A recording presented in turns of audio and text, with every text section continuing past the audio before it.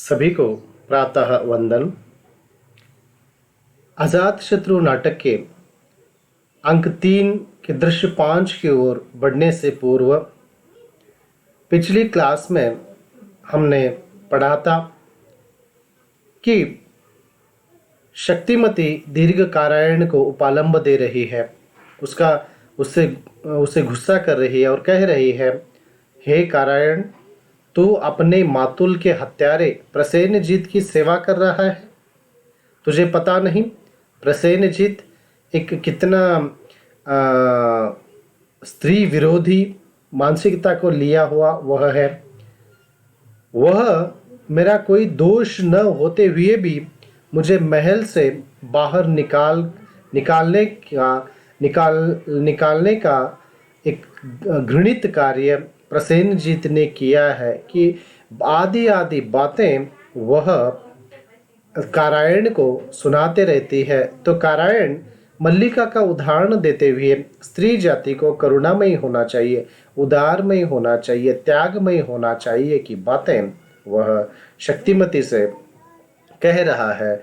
तो शक्तिमती को भी मल्लिका अनेक प्रकार से समझाने की कोशिश करती है और वह कहती है, विरुद्धक को इस प्रकार हिंसा करते हुए देखकर तुम्हारा मन लज्जित नहीं होता क्या? इस प्रकार क्या अपने बेटे को हिंसक बनाना शोभा देता है क्या? अनेक प्रकार से मल्लिका उसे समझाने की कोशिश करती है और अंत में शक्तिमती मल्लिका की बातों को सुनकर उसका मन पिघल जाता है और वह उसे क्षमा मांगती है। और इतना ही नहीं, मल्लिका शक्तिमती से कहती है कि द्वेष भूलकर, गुस्सा भूलकर तुम बाजीरा की शादी में भाग ले लो। तो इधर दीर्घकारायण भी जो है विरुद्धक से क्षमा इसलिए मांग रहा है कि आप मुझे क्षमा कर दीजिए, क्योंकि मैं अपने ही राष्ट्र के विरुद्ध अस्त्र उठा नहीं पाया। तब उसकी जो बुद्धिमत्ता है, उसका जो चालाकपन है, उसे देखते हुए विरुद्धक खुश होता है और उसे क्षमा न मांगने के लिए कहता है, तुमने जो किया है वो ठीक ही था की बात विरुद्धक उससे कहता है। और यहीं पे अंक 3 का जो चौथा दृश्य था वह वहीं पे समाप्त हो जाता है। और आज के इस वीडियो के अंतर्गत हम 5वें दृश्य में जो वार्तालाप होता है उसको हम देखेंगे। तो प्रस्तुत दृश्य के प्रारंभ में ही कौशल की राज्यसभा में वर वधु के वेश में अजातशत्रु और बाजीरा के साथ साथ, अजातशत्रु और बाजीना दोनों पति पत्नी होने वाले हैं, इनके साथ ही साथ प्रसेनजीत, शक्तिमती, मल्लिका, विरुद्धक, वासवी और सेनापति दीर्घकारायण भी दिखाई देते हैं। मल्लिका प्रसेनजीत को उनकी पुत्री बाजीरा के विवाह पर बधाई देती है। तो प्रसेनजीत कहते हैं, हाथ जोड़कर कहते हैं, देवी, आपकी असीम अनुकंपा है जो मुझ जैसे अधम व्यक्ति पर इतना स्नेह प्रतीत पावनी, तुम धन्य हो की बात प्रसेनजीत कहता है। प्रसेनजीत मल्लिका के कहने पर शक्तिमती को भी वह क्षमा कर देते हैं। इसके पश्चात वह विरुद्धक को भी राजा से क्षमादान दिलवा देती है और विरुद्धक भी अपने पिता के चरणों में गिरकर कहता है, पृथ्वी के साक्षात देवता मेरे पिता, मुझ अपराधी पुत्र को क्षमा कीजिए। तभी गौतम बुद्ध प्रवेश करके कौशल नरेश को इस तथ्य के लिए उन्हें कहते हैं कि उन्होंने दोषी को क्षमा करना सीख लिया है। प्रसेनजीत ने विरुद्धक को क्षमा तो कर दिया, किंतु दासी पुत्र होने के कारण विरुद्धक को युवराज बनाना उन्होंने स्वीकार नहीं किया। किंतु यह बात गौतम को रास नहीं आती, तो वे मध्य में कहते हैं, इस भेदभाव के विरुद्ध वे तर्क देते हुए कहते हैं, अनेक प्रकार के उदाहरणों के माध्यम से वे प्रसेनजीत को समझाते हैं। तब जाकर प्रसेनजीत गौतम की बात का आदर करते हुए उसे युवराज बनाने के लिए तैयार हो जाते हैं। अजातशत्रु उठकर अजातशत्रु के दिल को बहुत खुशी होती है और वह उठकर विरुद्धक के गले लगता है। तब विरुद्धक कहता है कि मैं वह दिन शीघ्र देखूंगा कि तुम भी इसी प्रकार अपने पिता से क्षमा किए जाओगे। वासवी मन ही मन कहती है, भाई प्रसेन, तुम अपने जीवन भर में इतने प्रसन्न कभी नहीं हुए होंगे जितने कि आज तुम दिखाई दे रहे हो। कुटुंब के प्राणियों में स्नेह का प्रचार करके मानव इतना सुखी होता है, यह आज ही मालूम हुआ होगा की बात वासवी कहती है। तो यहीं पे यह पांचवा दृश्य समाप्त होता है। छठे दृश्य में हम देखते हैं कि पथ में दो व्यक्ति, दोनों के बीच में वार्तालाप चल रहा है, दोनों बातें कर रहे हैं। एक कह रहा है, वो दोनों के बीच में महात्मा गौतम बुद्ध की जो महानता एवं शक्ति के विषय में वे दोनों बातें कर रहे हैं। और दोनों नागरिकों के वार्तालाप से यह भी पता चलता है कि जो देवदत्त है, जो हमेशा गौतम का विरोधी रहा था, गौतम की जो प्रगति होती हुई देखकर उसे सहा नहीं जाता था। हमेशा लोगों के मन में गौतम के प्रति क्रोध की भावना भरने का, द्वेष की भावना भरने का, विष घंघोलने का काम यह देवदत्त किया करता था। तो उन दो नागरिकों के बीच में वार्तालाप चल रहा है, उससे पता चलता है कि देवदत्त जो है वह स्वतंत्र संघ स्थापित करना चाहता था और गौतम को मारने के लिए आने वाला था, किंतु वह जल पीने के लिए सरोवर में गया था लेकिन वापस आया ही नहीं। पता नहीं उसे कोई ग्राह पकड़ ले गया या उसने लज्जा से डूबकर आत्महत्या कर ली। बसंतक के कथन से ज्ञात होता है कि विधाता का विधान भी कितना विचित्र है। एक साधारण ग्रामीण बाला से राजा की रानी बन जाने वाली मागंदी अब पुनः आम की बारी बेचती है और लड़कों के ढेले खाती है। मागंदी की स्थिति उसी कहावत के समान है कि रहे मोची के मोची। मागंदी के द्वारा की गई एक गलती के कारण ही वह पुनः फिर से अपने वही स्थिति को पहुंचने पर मजबूर हो गई। पद्मावती के विरोध में जब हस्तिस्कंद नामक वीणा उदयन मंगवाते हैं तो उसमें वह जानबूझकर सर्प का बच्चा रखवाती है। जैसे ही उसके पति उदयन को इस बात का पता चलता है कि मागंदी ने ही जानबूझकर उसमें सर्प का बच्चा रखा था, तब जाकर मागंदी किसी को मुंह दिखाने के लायक नहीं रहती और वह वहां से काशी भाग आती है। वहां पे वार विलासिनी के रूप में श्यामा के नाम से पहचानी जाती है और विरद्ध के प्रेम में वह पड़ती हुई हम देखते हैं। अब वही मागंदी पुनः आम की बारी बेचने के काम में ही मग्न दिखाई देती है। और यहीं पे जो छठा दृश्य है इस आजाद शत्रु नाटक के तीसरे अंक का समाप्त होता है। और जो सातवां अंक है उसके अंतर्गत हम देखेंगे कि प्रारंभ में, इस दृश्य सप्तम दृश्य के प्रारंभ में मागंदी अपने जीवन में आए जो परिवर्तनों के विषय में सोचते हुए अपने आप से कह रही है, वाह हरिनीति, कैसे कैसे दृश्य देखने में आए।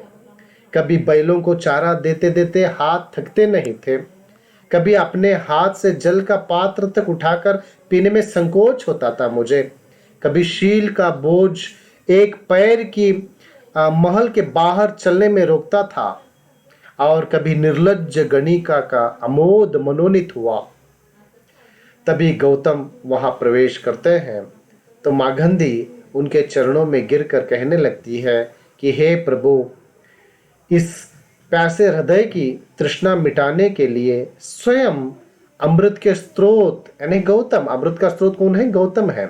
अमृत के स्रोत ने अपनी दिशा परिवर्तित करके मरुस्थल में प्रवेश किया है, ऐसा मुझे लग रहा है, यह मागंदी कह रही है। गौतम ने उनके मन को शांत करते हुए, मागंदी के मन को शांत करते हुए कहा कि अब तुम तपे हुए हेम की तरह शुद्ध हो गई हो, तपे हुए हेम की तरह तुम शुद्ध हो गई हो। विश्व के कल्याण में तुम अग्रसर हो जाओ, आगे बढ़ो। तब मागंदी कहती है, हे प्रभु, जन्म भर की असफलता के बाद भी मेरी ही विजय हुई है। पतित पावन यह उद्धार आपके लिए भी महत्व देने वाला है। और मुझे भी सब कुछ, मुझे वो सब कुछ, इतना कहती है। और यह 7वां दृश्य यहीं पे समाप्त होता है। तो 8वें दृश्य में हम देखते हैं प्रकोष्ठ में छलना पद्मावती से, छलना जो है पद्मावती से किए गए अपने जो पूर्व व्यवहार हैं, जो हमेशा पद्मावती को एक दूसरी दृष्टि से, अलग ही दृष्टि से, यानी कानी आंख से देखने वाली छलना, अब छलना पद्मावती के साथ का जो उसका व्यवहार था, उस व्यवहार के लिए वह क्षमा मांगती है। पद्मावती सूचना देती है कि भाभी वाजिरा को पुत्र हुआ है, पुत्र की प्राप्ति हुई है। तो उसी समय वासवी भी वहां आ जाती है। छलना वासवी से भी अपने अपराध के लिए क्षमा याचना करती है। तो छलना आरंभ में पद्मावती और वासवी दोनों को, जब जैसे अजात शत्रु है, देखिए अजात शत्रु जब कोड़े लेकर उसे मारते रहता है, तो उस समय में उसकी जो हिंसक मानसिकता, लुब्धक को जब कोड़े लगाते रहता है अजात शत्रु, तो कोड़ों से मारते समय बीच में पद्मावती आती है, आकर उसे रोकती है। तो छलना को बहुत बुरा लगता है, क्योंकि छलना अजात शत्रु को एक वीर, शूर और एक हिंसक राजा बनाना चाहती थी, क्योंकि वह ऐसा इसीलिए सोचती थी कि अगर राज्य में कोई अपराध करता है, अपराध करने के पश्चात उसे सजा देते समय अजात शत्रु के हाथ न कांपे, इसीलिए वह अपने अजात शत्रु को इस प्रकार की मानसिकता में बदलने की कोशिश करती है। लेकिन पद्मावती जो है वह हमेशा कहती है, क्या क्रूर मानसिकता के चलते कठोर मन से ही राज्य को जीता जा सकता है क्या प्यार से किसी को जीता नहीं जा सकता? आदि आदि बातें जब छलना को सुनाती हैं, तब वह जानबूझकर मेरे बेटे को तुम बिगाड़ने की कोशिश कर रहे हो, मेरे बेटे को डरपोक बनाना चाहते हो तुम, आदि आदि की बातें वह देवदत्त के बहकावे में आकर इनके प्रति वह इस प्रकार का जो व्यवहार करती है, उस व्यवहार के लिए छलना को अब जाकर उसे पछतावा हो रहा है, और उसी पछतावे के चलते वह पद्मावती और वासवी से क्षमा याचना करती है। वासवी उसे क्षमा करके भी उससे सपत्नीयोचित नोक झोंक करते हुए जो मजाक में कहती है, छलना तू नहीं जानती, मुझे एक बच्चे की आवश्यकता थी, इसीलिए तुझे नौकर रख लिया था, अब तो तेरा कुछ काम है ही नहीं। छलना भी इसी तरह का मजाक करते हुए कहती है, बेटी पद्मा चल, इसी से कहते हैं कि सौत काट की भी बुरी होती है। तो वासवी कहती है, चल चल लड़ मत कंगालिन। तो अजात शत्रु भी पिता से क्षमा मांगने के लिए श्रावस्ती चला जाता है। तो यहीं पे 8वां दृश्य समाप्त होता है। 9वें दृश्य में हम देखते हैं कि महाराज बिंबसार मानव हृदय की इस रहस्यमयता के संबंध में विचार कर रहे होते हैं कि वह जिस पर क्रोध से भैरव हुंकार करता है, उसी पर स्नेह का अभिषेक करने के लिए प्रस्तुत रहता है। कहने का तात्पर्य है, मनुष्य उसी को अधिक क्रोध करता है, उसी से अधिक द्वेष करता है, या उसी पर अधिक अपना गुस्सा उतारता है जिससे वह अधिक प्यार करता है। तो उसी समय अजात शत्रु वहां पे प्रवेश करता है बिंबसार के यहाँ, और पिता के चरणों में गिरकर वह क्षमा मांगता है। वह अपने पिता से कहता है, पुत्र का यही सिंहासन है, पुत्र का यही सिंहासन है। आपने सोने का झूठा सिंहासन देकर मुझे इस सत्य के अधिकार से तुमने वंचित किया था। मुझे मेरी माँ से अधूरी शिक्षा मिली थी, उसमें पिता की छाया नहीं थी, इसीलिए तो मुझसे यह सब अपराध हुआ। अगर उसी समय आप मुझे टोक कर रोकते तो मुझसे यह अपराध नहीं होता था। तो उसी क्षण छलना भी वहां आकर बिंबसार के चरणों में गिरकर बिंबसार से भी, यानी अपने पति से भी, वह क्षमा के लिए याचना करती है। पद्मावती और वासवी दोनों के आग्रह पर, दोनों के कहने पर बिंबिसार अजातशत्रु और छलना दोनों को क्षमा कर देते हैं। वह अपनी पुत्र वधु वाजिरा और अजातशत्रु को आशीर्वाद देने और राजमहल जाने के लिए तत्पर हो जाता है बिंबिसार।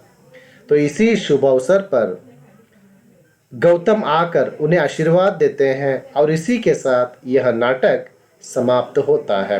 अतः निष्कर्ष रूप में हम कहें तो प्रसाद जी ने प्रस्तुत नाटक में